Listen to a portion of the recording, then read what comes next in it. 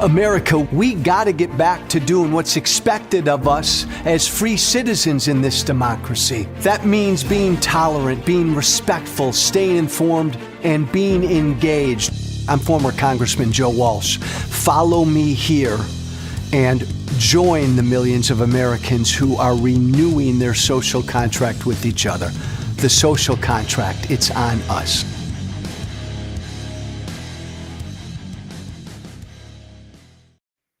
Hey, good Thursday morning. A short show this morning. Let's cut right to the chase. The big ugly bill is going to pass today.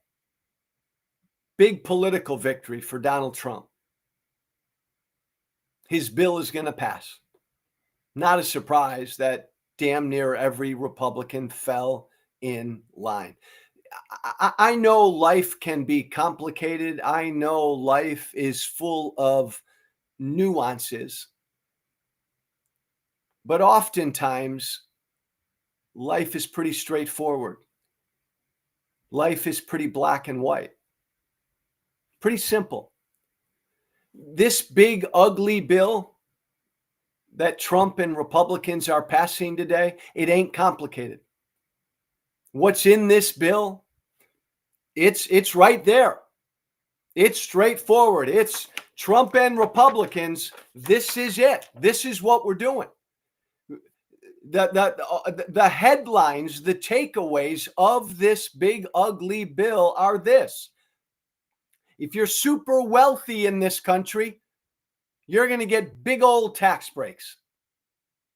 If you're a working class American in this country, you're going to lose, odds are you're going to lose your health care and other food assistance programs.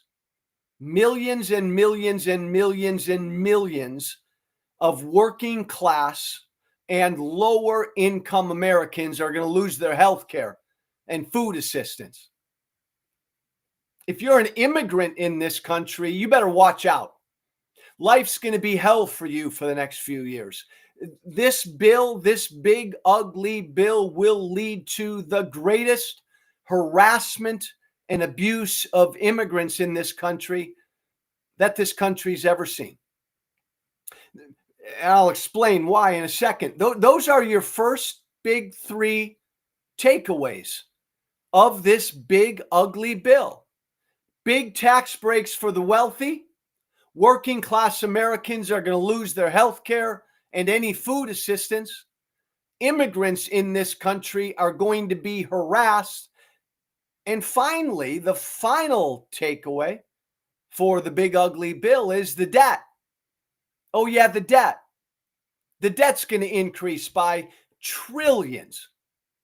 Right now, $5 to $6 trillion over the next 5 to 10 years. So that's it. That's the bill.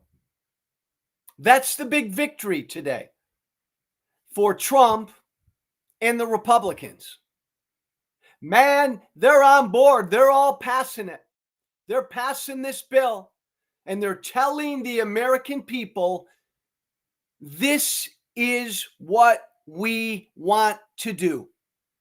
We want to give tax breaks to only the really wealthy people in this country. We're gonna make sure that millions and millions of working class Americans, lose their health care.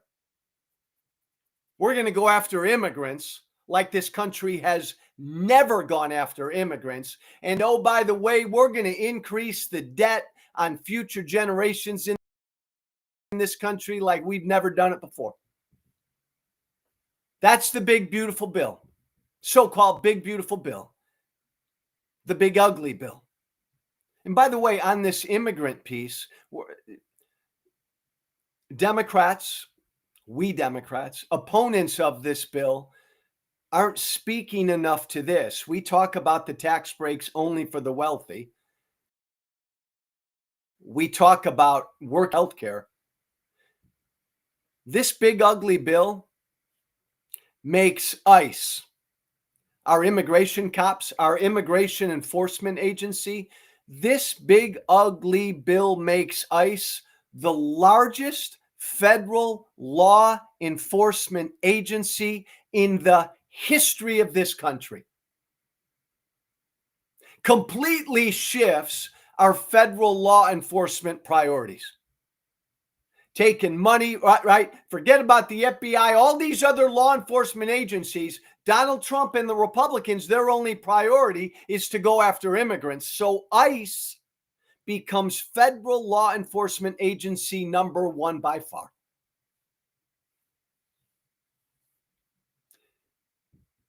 It's a big, ugly bill that does those four things. And I got to tell you,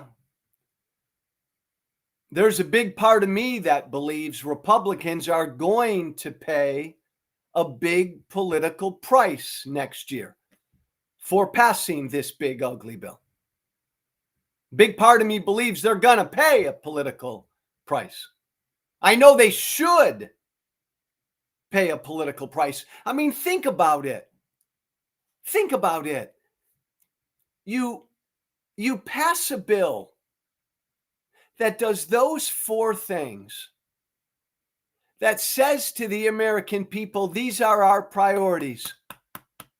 We want the wealthy people in this country to keep a lot more of their money. We want working class Americans to lose their health care. We want immigrants to be harassed. And we want future generations, man. We want to saddle them with more debt. I mean, you're telling the American people those are our priorities?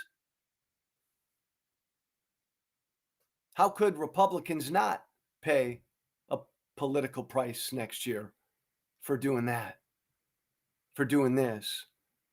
And by the way, let me make this point. Republicans know this is a bad bill. In private, Republicans in Congress know this is a bad bill.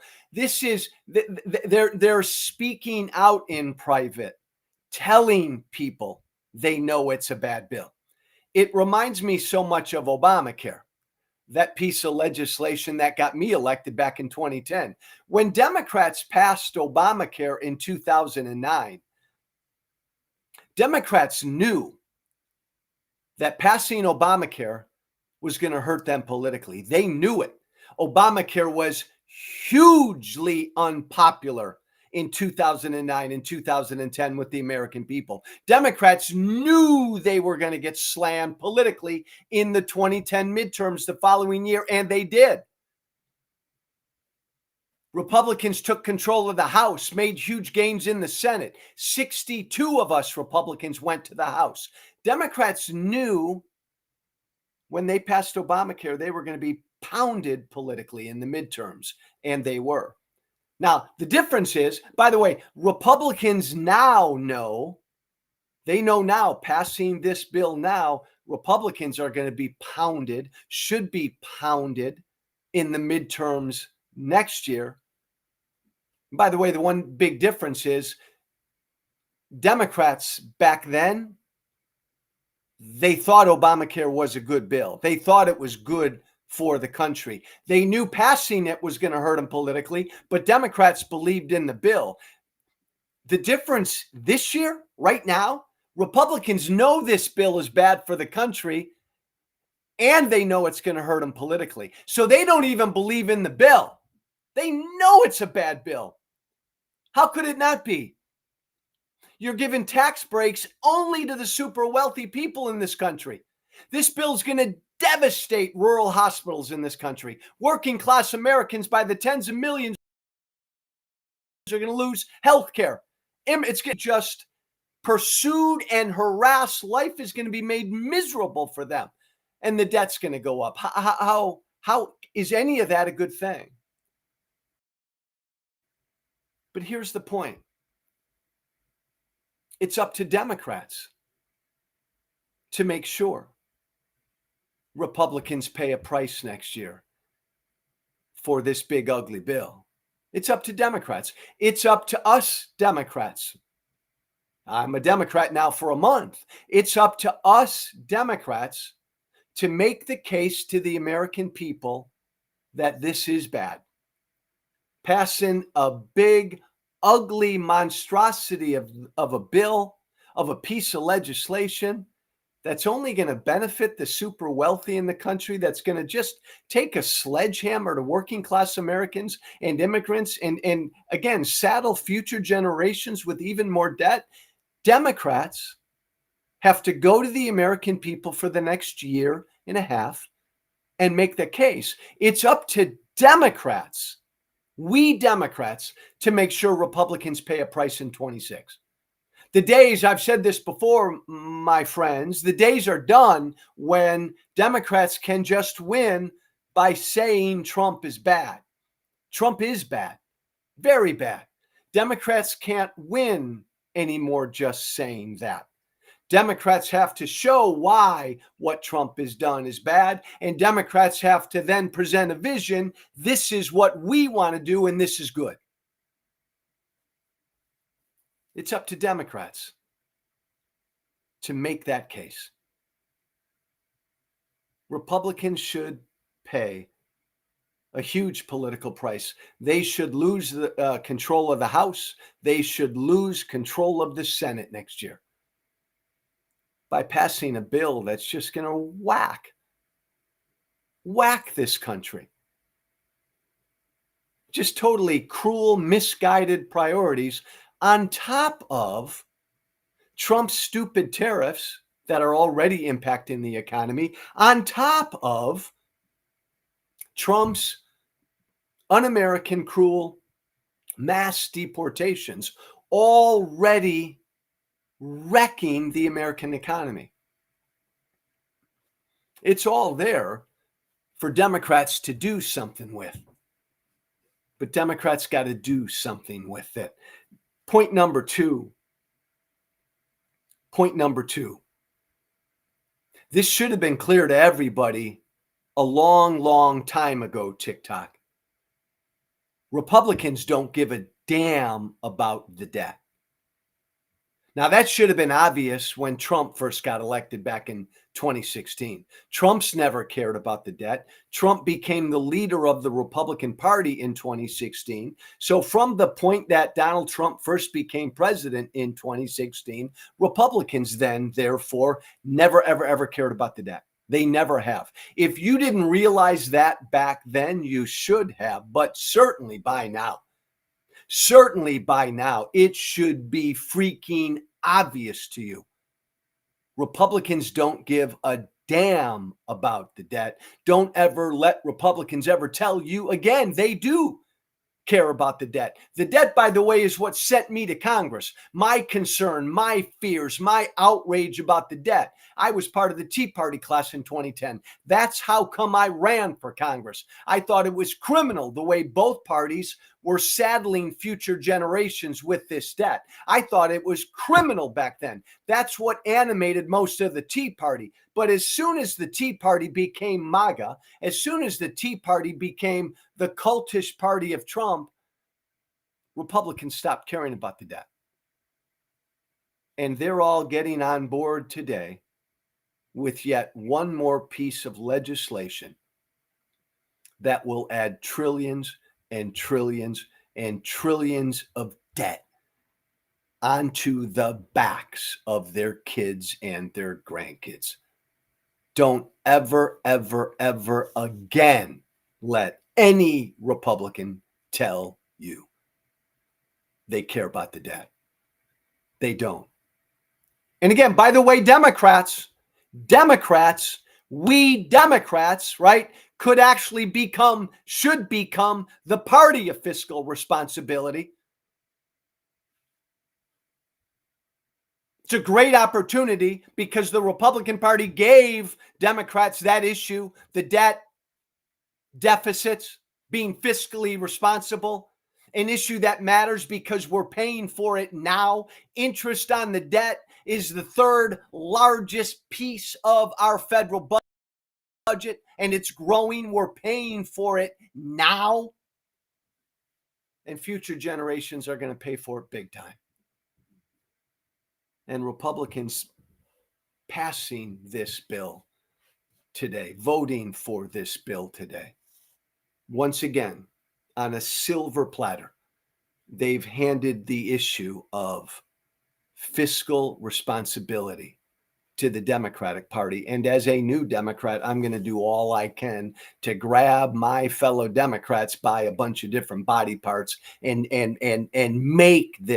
make us own this issue. Because future generations are never going to forgive us if we don't get our fiscal house in order. Final thought. I wish you all a wonderful Independence Day tomorrow, July 4th. Independence Day, America's birthday, Independence Day.